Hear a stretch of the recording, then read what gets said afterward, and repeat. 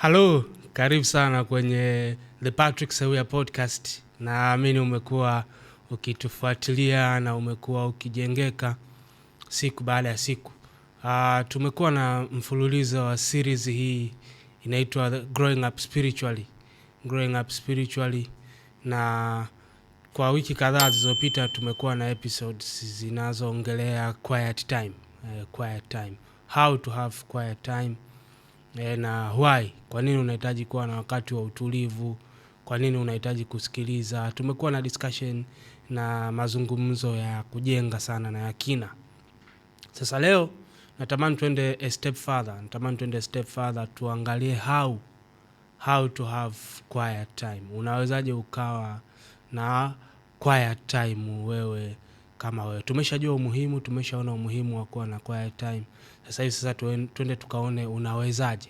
Unajua wanasema the most asked question on Google and on YouTube is how to. Hii generation hii ya sasa hivi inataka namna ya kufanya mambo, sio tu kujua umuhimu wa kitu na kuona ulazima wake. We must go a step further, tujue tunafanyaje sasa. Kwa hiyo tutaenda kuangalia how to have a quiet time. Sasa kazi kubwa ambayo utahitaji kuifanya ili uweze kuwa na quiet time, hiyo kazi iko kwenye nafsi yako. Nafsi ndio kitu cha muhimu zaidi kama utaweza kuwa na a quiet time, na a quiet time. Kwa nini nafsi ni kitu cha muhimu? Nafsi yako ni kitu cha muhimu kuliko vyote kwa sababu roho yako haina shida yoyote. Unajua kama umempa Bwana Yesu Kristo maisha yako, wewe roho yako imeokoka 100%. Yaani roho yako haina shida. Wewe si mwanadamu, si ni roho yenye nafsi inayoishi kwenye mwili. Kwa kama umempa Yesu Kristo maisha yako, kilichozaliwa mara ya pili ni roho yako. Yaani roho yako kutoka upande mmoja wa roho yako hadi upande wa pili, it is wall to wall spirit. Wall to wall Holy Ghost. Yaani roho yako imezaliwa mara ya pili kwa 100%. Kwa sababu kilichotokea siku ulipompa Yesu maisha yako, sio kwamba Mungu alirepair roho yako. Sio kwamba Mungu alifanyia modification roho yako. Kilichotokea ni kwamba Mungu alibadilisha kabisa roho yako. Akatoa roho ya jiwe akakupa roho ya nyama. Hapo ndipo ambako Ezekieli 36:26 inaingia. Ezekieli 36:26 inasema, nami nitawapa ninyi moyo mpya, nami nitatia roho mpya ndani yenu, nami nitatoa moyo wa jiwe uliomo ndani ya mwili wenu, nami nitawapa moyo wa nyama. Hicho ndicho ambacho kilitokea siku ulipompa Yesu Kristo maisha yako. Mungu alikufanyia operation ya kiroho, akaondoa moyo wa jiwe akakupa moyo wa nyama. Ndio maana Yesu alikuwa anamwambia Nikodemo pale kwenye Yohana sura ya 3 kwamba lazima uzaliwe mara ya pili. Kwa nini? Kwa sababu kilichozaliwa kwa mwili ni mwili na kilichozaliwa kwa roho ni roho. Yaani mwanadamu katika roho yake hii iliyoanguka, hii ambayo imetengwa na Mungu, hawezi kumpendeza Mungu, hawezi kuzishika sheria za Mungu. Lakini Mungu anasema itakuwa siku za mwisho nitaweka roho yangu ndani yenu. Roho ambayo itazishika, itakuwa ni zile sheria za Mungu ziko engraved ndani yenu. Ndio maana kuna nabii mwingine anasema wala hakuna mtu atakayemfundisha mwenzake akimwambia mjue Mungu, maana kila mtu atamjua Mungu. Yaani roho yako mpya hii ulionayo, hii ambayo uliipata siku ulipookoka, hii roho, sheria za Mungu ziko ndani yake. Roho Mtakatifu anaishi ndani yake. Hapo ukisema Mungu anakaa ndani yako, anakaa kwenye hii roho yako iliyozaliwa mara ya pili. Kwa hiyo utagundua kwamba wewe, kwa sababu wewe ni tatu ya tatu. Yaani wewe ni una roho, una nafsi, una mwili. Wewe ni roho yenye nafsi halafu inaishi kwenye mwili. Sasa utagundua kwenye hivi vitatu, moja ya tatu wa wewe ni spirit, 100% spirit to spirit, wall to wall Holy Spirit. Yaani roho yako imezaliwa mara ya pili 100%. Shida iko wapi? Shida iko kwenye nafsi. Shida iko kwenye nafsi. Yaani nafsi sasa, Mungu tumeokoka kwa muujiza 100%. Mungu ametuokoa kwa muujiza kwa 100%. Kwa moyo mtu anaamini na kwa kinywa anakiri hata anapata wokovu. Huo ni muujiza 100%. Sisi tulichofanya ni kupokea tu kupokea huu mpango wa Mungu na huu wokovu wa Yesu Kristo. Lakini baada ya kuokoka ndio inakuja sasa Warumi 12 mstari wa 2. Wala msifuatishe namna ya dunia hii, bali mgeuzwe kwa kufanywa upya nia. Nia ni nini? Nia ndo nafsi. Sasa nia iko kwenye nafsi. Bali mgeuzwe kwa kufanywa upya nia zenu. Sasa kufanywa upya nia, hiyo ni kitu ambacho ni progressive, ni kitu endelevu. Huo sio muujiza. Ni neema ya Mungu inayotusaidia hata kwenye kufanywa upya nia, lakini sio muujiza. Lazima na wewe sasa uwe na nafasi ya kufanya. Sasa nia ndo nafsi. Kwa roho imeokoka kwa 100%, lakini nafsi ili ifanywe upya, nafsi haibadilishwi 100% kama muujiza. Nafsi inabadilishwa progressively kwa kufanywa upya, kwa wewe kuingiza neno la Kristo ndani yako. Kwa kila mara kumbuka hii nafsi, kwenye nafsi ndiko ambako kuna namna ya kufikiri ya mtu, ndiko ambako kuna will, ndiko ambako kuna emotions za mtu, ndiko ambako kuna intelligence. Kwenye nafsi ndiko ambako yani operations zinafanyikia. Na nafsi ndio kiungo kati ya roho na mwili. Kati ya roho na mwili. Yani roho yako inayomsikia Mungu, ili uweze kucommunicate na mwili, vitu vifanyike, viweze kutokea huko kwenye ulimwengu wa nje, inahitaji hao mawasiliano yapitie kwenye nafsi. Sasa kumbuka lugha ya roho ni neno la Mungu. Yani Mungu hawezi kuongea tofauti na neno lake. Hawezi kukinzana na neno lake. Sasa Mungu anaongea na roho yako, halafu akifika kwenye nafsi anatakiwa akutane na nafsi inayokubaliana na kile roho inachosema. Inakubaliana kutokea wapi? Inakubaliana kutokea kwenye neno la Mungu inalolijua sasa. Ndio maana inabidi wewe umeifundisha neno la Mungu nafsi yako, ili ikisikia iweze kumsikia, kuielewa roho, ili ikielewa roho sasa iweze kuwasiliana na mwili, halafu ikija kwenye mwili ikute mwili uliotiishwa kwa nidhamu za kiroho. Halafu kutokea hapo ndivyo vitu vinaweza vikaenda sasa. Ili vitu viweze kutokea kwenye maisha yako, inabidi uweze kualign hivi vitu vitatu: roho, nafsi na mwili. Roho, nafsi na mwili. Kuna mahali naenda, najua utanielewa tunavyoendelea kwenda. Roho, nafsi na mwili. Kwa hiyo ni vitu vitatu ambavyo lazima viwe kwenye mstari sawa ili mambo yaweze kutokea. Nitakupa mfano. Huu mfano nimeutoa mara nyingi, kama huwa unanisikiliza utakuwa umewahi kusikia. Simu yangu iliwahi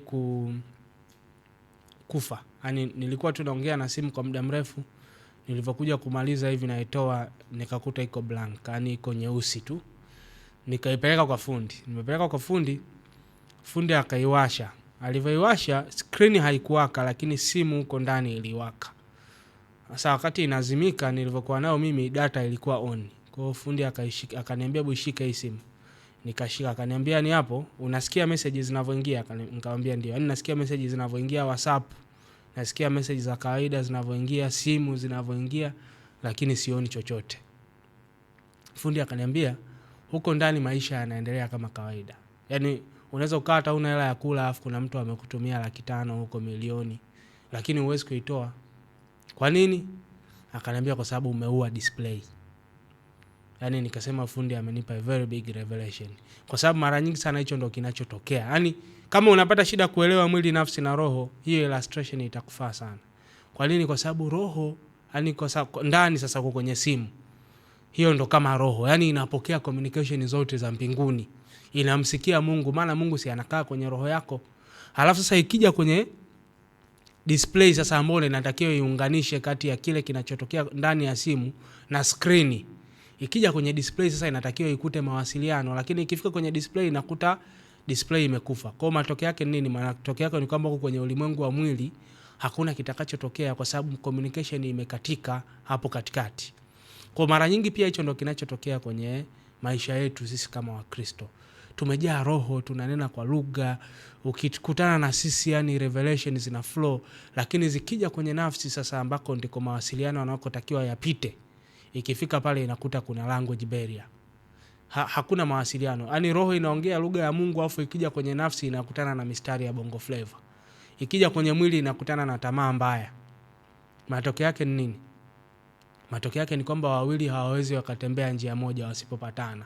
Kwa hiyo unajikuta umeokoka, unabubujika, lakini kwenye maisha yako ya nje huku chochote unachoweza kuonyesha. Kwa nini? Kwa sababu hakuna display, imekufa, hakuna mawasiliano. Kwa nafsi ni kitu muhimu sana. Hasa kwenye quiet time pia, kwenye quiet time kazi kubwa unayotakiwa kuifanya iko kwenye nafsi, kwa sababu roho yako imeokoka. Na niamini nikikwambia kwamba hata mwili control mwili ni rahisi sana. Yaani ukiwa tu mtu wa mifungo, ukawa mtu wa maombi, ukawa mtu wa neno, ukawa mtu wa ibada, tayari mwili wako utakuwa uko under control for the most part. Shida inakuja kuwa kwenye nafsi. Shida iko kwenye nafsi. Kwa kazi kubwa ambayo unahitaji kuifanya iko kwenye nafsi yako, na hii kazi yenyewe ni kuifanya nafsi yako iweze kutulia.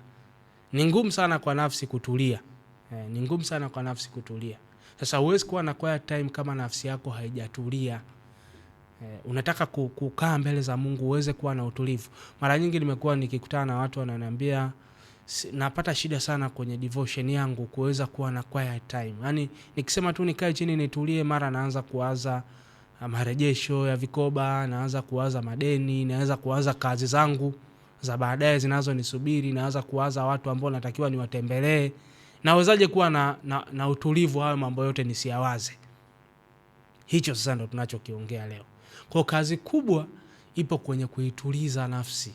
Na leo nitakuonyesha kutokea kwenye neno la Mungu namna ambavyo unaweza ukaituliza na kuinyamazisha nafsi yako ili uweze kumsikia Mungu kutokea kwenye roho yako. Zaburi 131 mstari wa 2. Zaburi 131 mstari wa 2 inasema, lakini nimetuliza na kunyamazisha nafsi yangu kama mtoto aliyeachishwa kunyonya na mama yake. Kama mtoto aliyeachishwa kunyonya, ndivyo ilivyo nafsi iliyo ndani yangu. Huyu ni mtunga Zaburi anasema nimeinyamazisha na kuituliza nafsi yangu kama mtoto aliyeachishwa kunyonya. Sasa kumbuka anasema nime. Hiyo ni nafsi ya kwanza, umoja. Mimi nimeituliza na kuinyamazisha nafsi yangu. Kwa jukumu la kuituliza nafsi yako na kuinyamazisha ili uweze kumsikia Mungu sio la Mungu, ni la kwako. Jukumu la kwanza la kwako, na mtunga Zaburi anasema yeye ndio amefanya hiyo kazi ya kuituliza na kuinyamazisha nafsi yako.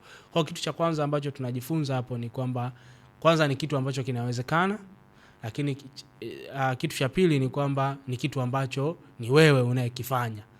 Ni kama Biblia inavyosema humble yourself before God. You humble yourself. Yaani ni wewe, sio Mungu. Mungu akija kukunyenyekeza tayari hicho ni kitu kingine. Lakini Biblia inasema nyenyekeni, wewe mwenyewe ujinyenyekeze. Sasa na mtunga Zaburi anasema yeye mwenyewe ndo ameituliza na kuinyamazisha nafsi yake kama mtoto aliyeachishwa kunyonya.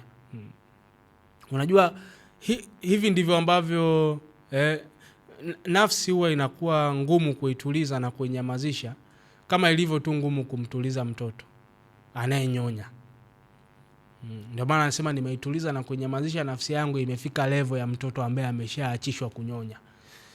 Kwa mtu ambaye una watoto wadogo utakuwa unaelewa kwamba toddler, mtoto anayenyonya, mtoto mchanga anayenyonya, ngumu sana kumtuliza. Yaani yeye ananyonya akiwa yeye anataka kunyonya. Kwa akiwa anataka kunyonya lazima apate anyonye. Huwezi kumwambia tusubiri baadaye.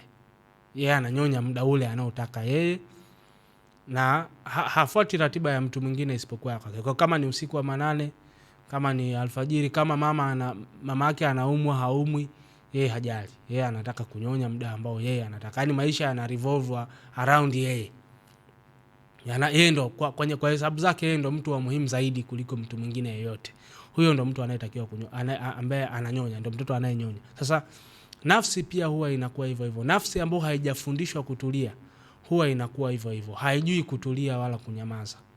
Yaani unaweza ukawa unataka kumsikiliza Mungu utulie, lakini nafsi kwa sababu ni kama mtoto ambaye hajaachishwa kunyonya, katikati hapo wewe inaanza kukuletea mawazo tofauti na kile ambacho unataka kukiwaza. Inaanza kukukumbusha. Kumbuka ndio inao store information. Inaanza kukukumbusha vitu vyote vya mwaka jana, mwaka juzi, inaanza kukukumbusha failures zako, inaanza kukukumbusha successes zako, inaanza kukukumbusha disappointments za maisha, inaanza kukukumbusha watu unaowadai, watu waliokukwaza. Nafsi inaanza kuwaleta kwenye mawazo yako. Kama nani? Kama mtoto ambaye hajaachishwa kunyonya. Yaani yeye akitaka kunyonya anaanza tu kulia na kulazimisha anyonye. Hajali kwamba saizi mama yuko wapi, sijui anajisikiaje, sijui kuna mgeni, sijui kuna nani, sijui tuko barabarani. Yeye akiwa anataka kunyonya, anataka kunyonya. Sasa nafsi pia iko hivyo hivyo. Lakini mtunga Zaburi anasema hii nafsi unaweza ukaiwin off, unaweza ukaifundisha hadi ikawa kama mtoto aliyeachishwa kunyonya. Mtoto ambaye ameachishwa kunyonya ana utulivu, anaweza kula kwa ratiba, sio kunyonya all the time, anaweza kuishi na kufuata ratiba. Kwa katika hali ya kawaida, mwanadamu wa kawaida, nafsi ya mwanadamu wa kawaida ambao haijafundishwa kutulia iko kama nafsi ya mtoto ambaye mtoto ambaye hajaachishwa kunyonya. Inataka kuwaza vitu vyake muda wote, inataka kuflow. Unafikiri idea ya free soul, a free flowing soul, unafikiri imetokea wapi? Hiyo ni idea ya mtu ambaye akwambia mimi ni free flowing, maana yake anafanya chochote anachotaka kufanya wakati anapotaka kukifanya. Hiyo sio sifa. Hiyo ni sign ya mtu ambaye nafsi yake haijafundishwa kutulia. Sasa huwezi kuwa na quiet time ukamsikia Mungu kama you are a free flowing soul, kama unaifuata nafsi yako popote inakokupeleka, unayafuata mawazo yako kule anakotaka uende. Nilisema kwenye mojawapo ya sermons zangu kwamba kuna ulimbukeni unaendelea kule magharibi unaosema kwamba mawazo yako ni wewe. Yaani chochote unachokiwaza wewe, hicho ndo wewe. Yaani wewe yafuate mawazo yako yanakokupeleka, flow nayo. Matokeo yake ni nini? Kwa sababu mawazo, shetani pia anaingia kwa kupitia mawazo. Kwa hiyo ukiyafuata mawazo yako yanakokupeleka, kuna siku yatakupeleka kwenye kujinyonga. Na kwa sababu unaenda tu unayafuata, utafika. Lakini sio mpango wa Mungu tuwe na free flowing soul. Tufuate tu mawazo yetu popote yanakoenda. Nafsi inatakiwa ifundishwe kutulia na kunyamaza. Mtunga Zaburi anasema nimeituliza na kuinyamazisha nafsi yangu kama mtoto aliyeachishwa kunyonya. Nafsi yako ifundishe kutulia na kunyamaza na kufuata kile ambacho roho yako inataka ifanye. Na huwezi kuwa na muda wa utulivu mbele za Mungu na kuisikia sauti ya Mungu kiurahisi kama utakuwa na nafsi ambayo iko all over the place. Una nafsi ambayo haijafundishwa. Kwa lazima nafsi yako ifundishe kutulia. Unabidi uifundishe kutulia, na hiyo ndio sign ya growth and maturity. Ukifika siku ambayo unaweza ukatulia, useme saizi nataka kusoma neno na kumsikiliza Mungu, kutulia for 30 minutes, nitulie tu nitafakari. Halafu nafsi yako ikatulia, ikakubali kutulia. Hiyo ni sign of maturity. Hiyo ni sign of maturity. Zaburi 62 mstari wa 5, mtunga Zaburi anasema tena, nafsi yangu umngoje Mungu peke yake kwa utulivu. Umngoje nafsi yangu, anaongea na nafsi yake mwenyewe. Anaiambia itulie, imngoje Mungu. Maana tumaini langu hutoka kwake. Biblia inasema wale wanaomngoja Bwana watapata nguvu mpya. Huwezi kumngoja Bwana kama nafsi yako haina utulivu. Kwa lazima uifundishe nafsi yako kutulia. Mojawapo kati ya michango mikubwa na nafsi yako inayopaswa kuleta kwenye muda wako wa utulivu na Mungu ni ukimya. Yaani unatakiwa uiambie nafsi yako, mchango wako mkubwa zaidi ninaoutaka hapa kwenye muda wangu binafsi na Mungu ni wewe kuja hapa utulie. Nataka utulie. Tulia, kimya, tulia. Hicho ndo ambacho nataka. Biblia inasema kwenye Zaburi 46:10, be still and know. Be still and know that I am God. Be still and know. Be still. Nafsi inahitajika kutulia. Kuituliza nafsi yako hakitakuwa kitu kirahisi wakati unaanza. Kwa usije ukashangaa ukikutana na upinzani, usije ukakata tamaa. Hakitakuwa kitu kirahisi. Nafsi itaresist, itatamani ifanye mambo yake kwa uhuru kama ambavyo inafanyaga, lakini inabidi uifundishe kutulia. Zaburi 131 mstari wa 2. Zaburi 131 mstari wa 2. Mtunga Zaburi anasema, but I have calmed and quieted my soul like a weaned child with its mother. Like a weaned child is my soul within me. I have quieted and calmed. I have calmed and quieted my soul. I have calmed and quieted my soul. Nimeituliza na kuinyamazisha nafsi yangu. Kuna tofauti kati ya kutuliza kutulia na kunyamaza. Nimeituliza na kuinyamazisha. Sio kwamba hayo maneno yametumika tu hapo bila sababu. Hayo ni maneno mawili ambayo yana maana tofauti. Maana yake ya mwanzo inaweza ikaonekana kama ni sawa, lakini to calm and to quiet, they are two similar but not same words. There's a difference between calming and quieting. Hizo ni levels mbili za utulivu. Yaani zote haya maneno mawili yote yanahusisha utulivu. Calm and quiet ni maneno ambayo yanahusisha utulivu, lakini ni levels mbili tofauti. Unaweza ukawa calm lakini sio quiet. Kwa mfano tunaweza tukaenda baharini saa hizi hapo beach tukasema the ocean is calm. Lakini wakati tunasema hivyo inawezekana kukawa kuna waves zinapiga taratibu. So the ocean is calm but it is not quiet. Yesu alivyoenda pale kwenye upepo wakati wanafunzi wanataka kuzama, aliambiaje bahari? Aliambia peace be still. Peace be still. Yaani two words. Kwanza inabidi storm itulie, halafu kuwe na stillness. Storm kwanza inyamaze, halafu kuwe na stillness. Sasa kwenye soul pia ni hivyo hivyo. Cha kwanza your soul has to be calm. Then the next step ndo iweze kuwa quiet. Sasa iweze kuwa quiet. So your soul may be calm but it may not be quiet. Lakini kwenye quiet time sasa unahitaji a soul that is both calm and quiet. Ndakupa tofauti haya maneno kwenye lugha ya asili. Kitabu cha Zaburi kama tu ilivyo Agano la Kale kiliandikwa kwa lugha ya Kiebrania, lugha ya asili. Hili neno calm, neno la Kiebrania shava. Shava inamaanisha to make level or to smooth out.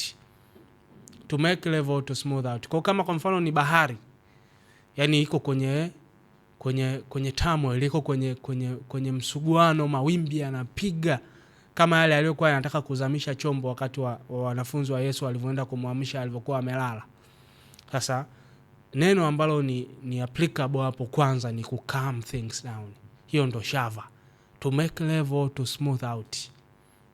Alafu baada ya level kuwa imepatikana, to quiet sasa. Quieting ni neno la Kiebrania linaitwa damam. Damam inamaanisha to be silent and to be still.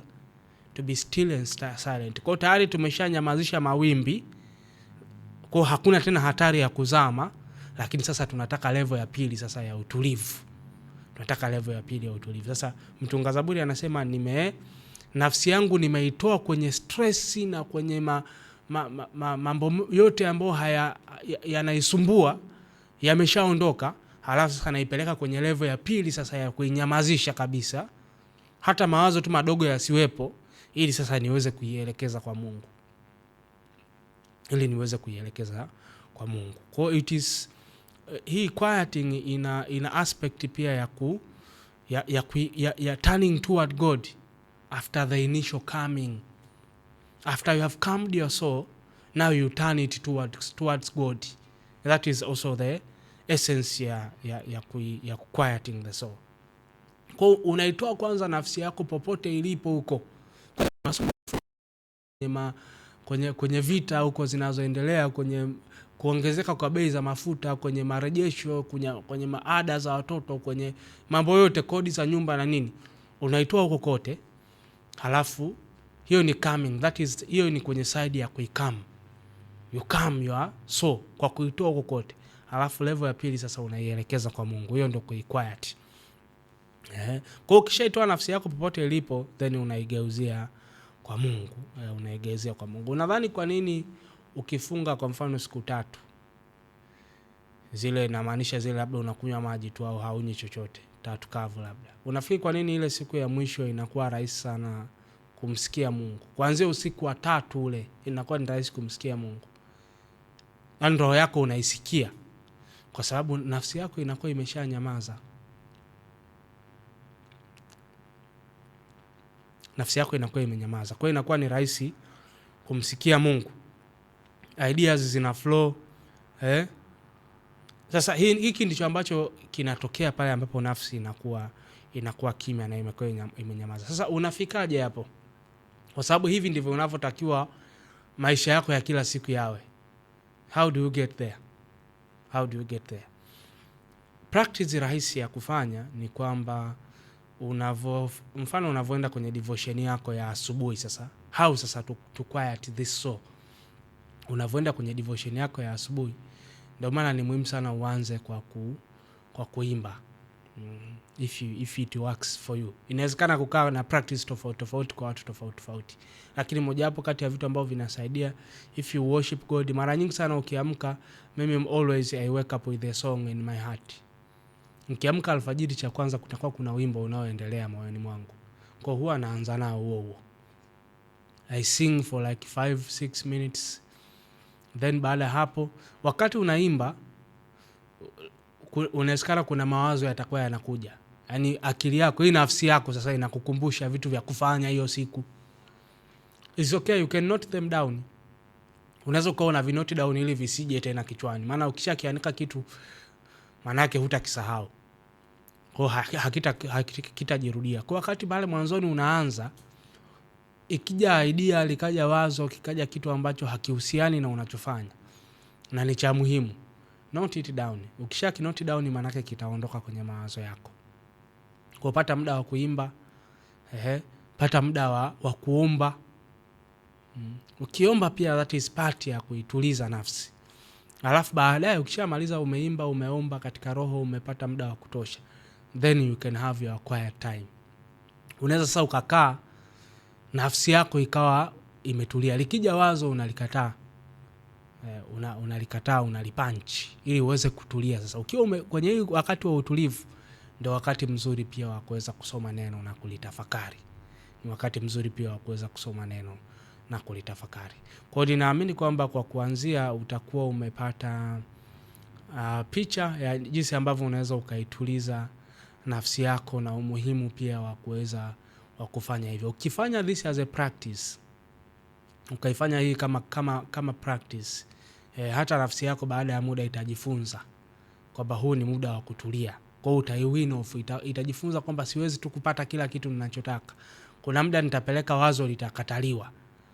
Nitaambiwa sasa hivi sio muda wa kuwaza, huu ni muda wa kumtafakari Mungu. Kwa hiyo ukiweza kuyaondoa mawazo ukayafundisha, nafsi yako baada ya muda itajifunza. Utaiwin off, itajifunza kwamba huu ni muda wa kutulia na kusikiliza. Ninaamini kwamba utakuwa umepata kitu ambacho unaweza ukapata sehemu ya kuanzia kwenye muda wako wa utulivu na Mungu. Mungu akubariki sana. Usisahau kusubscribe na kushare na mtu mwingine video hii iweze kumbariki. The Patrick Seuya Podcast. Mungu akubariki. Asante sana.